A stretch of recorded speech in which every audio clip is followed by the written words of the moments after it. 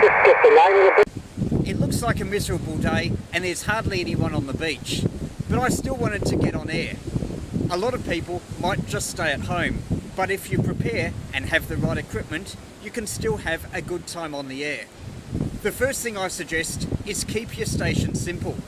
You want to be able to set it up in 5 or 10 minutes and take it down in less time than that. There's nothing worse than being forced to take down a station that's too complex, there's bits you can't find, get dropped, get lost, etc.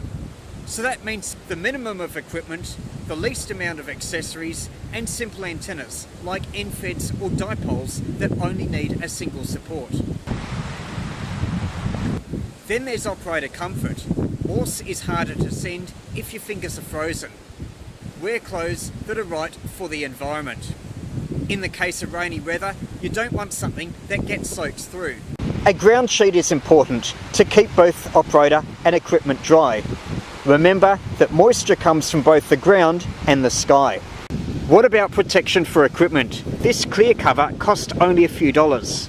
Intended for a pram to keep baby dry. And make sure your cover covers both the transceiver, your microphone, logbook and any other accessories. Moisture in the key can mean unreliable operating on CW. Ziploc bags can be handy to keep things dry. You might not even need to buy them separately.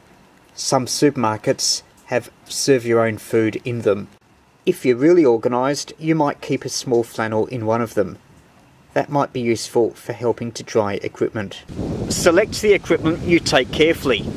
Don't take your best radio to operate portable, and some rigs are more suitable than others.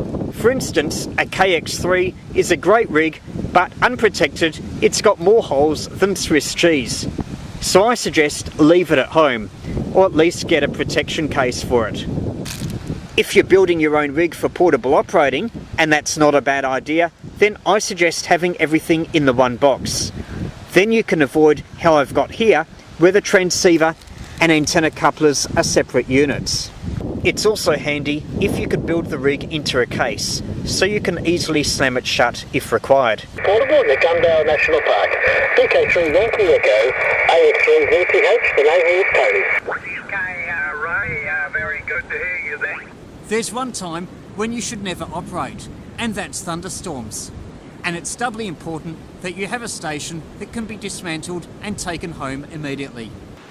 And finally, when you do get home, make sure you take your gear out of your bag so it can dry out and you can vacuum off any sand.